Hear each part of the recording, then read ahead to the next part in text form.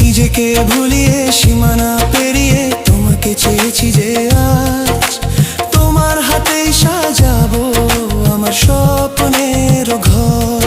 আমি তোমার প্রেমে পড়ে দুনিয়া ভুলে গেছি।